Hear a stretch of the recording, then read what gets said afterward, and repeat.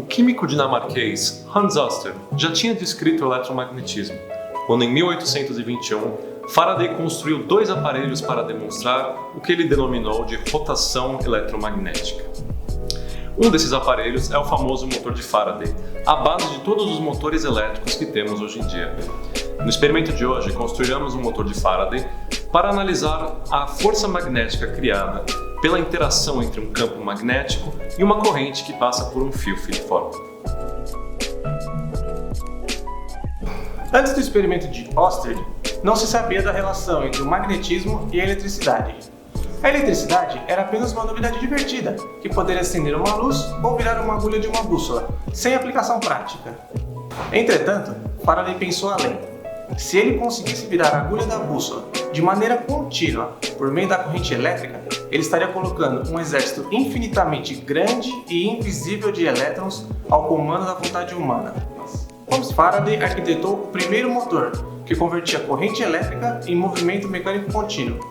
Parece meio frágil, mas o eixo que está girando é o início de uma revolução, muito maior do que todas as batalhas já deflagradas em comparação com o efeito que teve sobre nossa civilização. Tente imaginar todos os negócios, indústrias, tecnologias, transformações da forma como vivemos que tiveram seu início naquele momento estático no laboratório de Michael Faraday. O motor elétrico gerou milhares de aplicações práticas após o experimento de Faraday, que sem ele não conseguiríamos imaginar nossa modernidade em que vivemos. E para a realização do nosso motor de Faraday, utilizaremos ímã de neodímio, 3 clips, o isopor como um isolante, 2 fios de cobre, papel alumínio, um pote plástico com solução salina, 2 cabos banana jacaré, uma fonte de tensão, um Arduino Uno, um software do Excel e um sensor infravermelho. Primeiramente, devemos verificar se o nosso circuito está fechado. Cada material é de suma importância. O sal para que a água seja um condutor de eletricidade. Os clips por conta da mobilidade do fio. Os ímãs de neodímio porque o campo gerado por eles é suficiente para o nosso experimento, uma vez que os ímãs de geladeira não são. É preciso ajustar também a tensão e a corrente, até que finalmente o experimento inicie.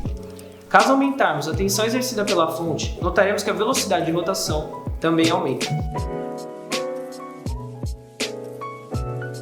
Vamos analisar por que ocorre essa rotação. Em função de termos um campo magnético gerado pelos ímãs, quando ligamos a fonte de tensão, surge uma força magnética. Isso pode ser explicado pela regra de Fleming, uma vez que a corrente em cada uma das linhas de campo vão interagir ao longo do fio. O somatório das forças resulta em um vetor que será a força magnética média. Esse vetor muda de sentido quando se altera o sentido da corrente que passa pelo fio. Em decorrência dessa força, teremos uma outra força, a de arrasto, que terá a mesma intensidade e sentido oposto. Vale destacar que os campos encontrados experimentalmente foram obtidos através da velocidade angular e por um sensor de campo magnético.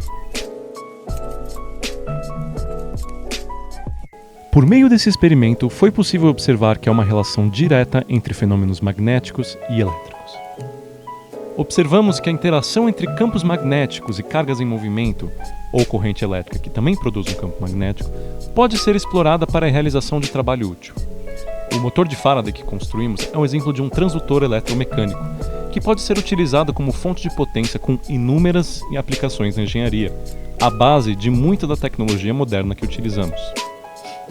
Foi possível também identificar a natureza vetorial desses fenômenos, uma vez que o sentido da corrente elétrica ou das linhas do campo magnético alteram o sentido e direção da força resultante, e também seu movimento.